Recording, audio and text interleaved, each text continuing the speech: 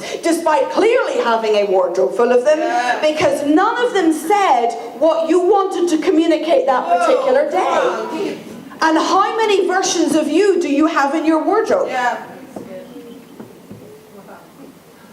How many items did you buy because somebody else had something similar and you wanted to emulate them?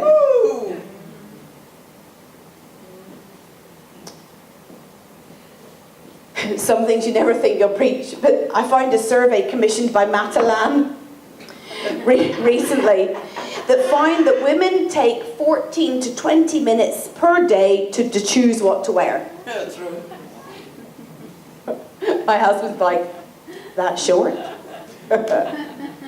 Depending apparently what day of the week it is. So they have concluded that you spend under a year of your life standing in front of your wardrobe choosing. Wow. You may have noticed Mark Zuckerberg, who runs Facebook, and Barack Obama wear very similar things every day. You spotted that. And when these men were interviewed about this, they said they choose the same thing every day to cut out on the growing issue of decision fatigue. My goodness.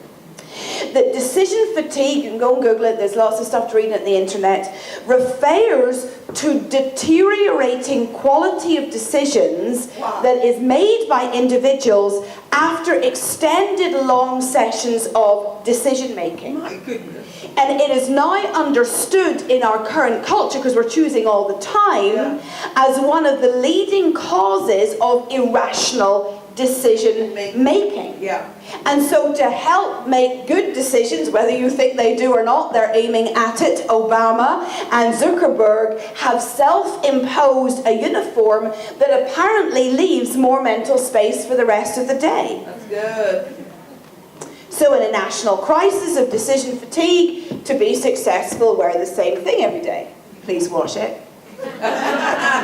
Actually, interesting, that's why chocolate bars are at the checkouts, because you are so decision fatigued, by the time you get there, your last 5 or 6 purchases are all bad decisions. Yeah, come on, that's true. It's true. That's true. It's true. We are wearing ourselves out with trying to dress ourselves to show the world a version that we like of ourselves, to try to feel okay. And Jesus is standing in the corner and he is saying, put me on, put me on, put me on. And Jesus wants to stand in front of the wardrobe and be the first thing that you wear every day. And some of you are going to have to go home with some homework and get your lipstick out, ladies, and write on your wardrobe, I put on Christ. And do it before you dress, so that he becomes what you wear, and he becomes the image that you long to conform to, not your old self. And if I know that the surface layer, this, changes how I feel every day, how much more will putting on Christ be a habit that changes me from how I am right now into a woman of substance and strength? Yeah. Jesus is not a constrictive corset My God. that stops you moving. I can only say that to women. Yes. Jesus is not tracksuit bottoms that let it all hang out. Yeah. But can I be personal? Yes. The atmosphere I stand in front of my wardrobe, I think, is thick with secret shame.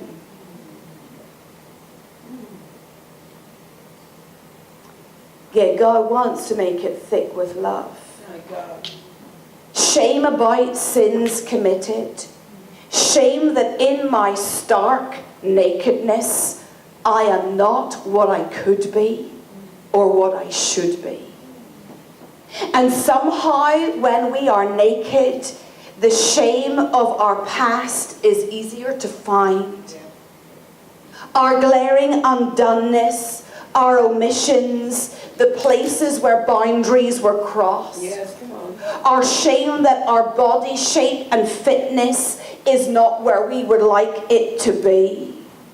oh God, what sort of body would I stand naked in and feel no shame? And I think it's hard to resolve, because for most of us that question is so alien, because we forgot in our early years, long time ago, nakedness without shame. Some of you have never been safe naked. And sometimes the faster I dress, the quicker I am kept away from my shame. Oh, how does he delight in me? And I clothe my body to hide the bits I most hate. And I clothe my body to tell you a story that will make me more acceptable in both our eyes. But my clothes wear him when he is pressed intimately close to my body. God, when worn against all my destructive, corrosive shame, not just the shame of my body, but the shame of my weakness, the shame of my regret, the shame of my fear, the shame of my failure, heals me of it all as I wear him. That when I feel at my lowest, if I would choose a habit that says I put you on, I would see out of the corner of my eye God stitching a bespoke suit of clothes of himself that fit me. Come on. And God lingers closer to you than the skin suits an Olympic cyclist wears, closer than underwear. And he wants to be close to your body, ladies, in the places you have rejected yourself, where you have bodily embarrassments and emotional regrets. And God wants to clothe you with himself, that he may never leave you. He longs to wrap you, clasp you, enclose you, that he would be Emmanuel, God with you forever. Amen. So I practice in my bedroom. And I let him dress me. And I feel like I'm back in Eden. And I smell the atmosphere of his closeness. I smell his perfume. I come into his temperature, and the hair on my arms stand on end with the tingle of being home. And as I let him dress me with himself, I believe truly for a moment that I am comely in his sight.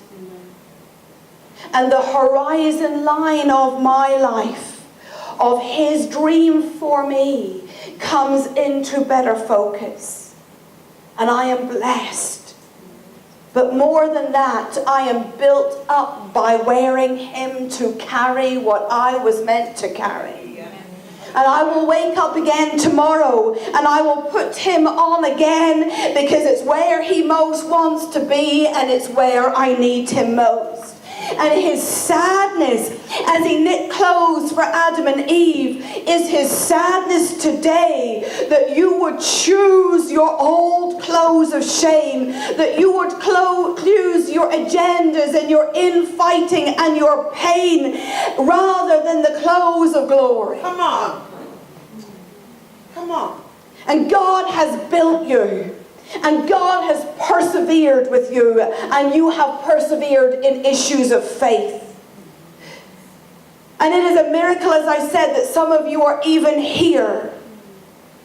But God says, I have been working you to this moment where I could dress you with a brightness. And he says to you, will you let me clothe you? Will you let me put a shining of my glory on you that you have never had the capability to carry before? In this moment, that you would break through your years of plateauing, that you were too scared to tell other people that you felt inside that that you had plateaued, that you would in this moment be dressed by him and come out of the season where all you had was your stamina to hold you.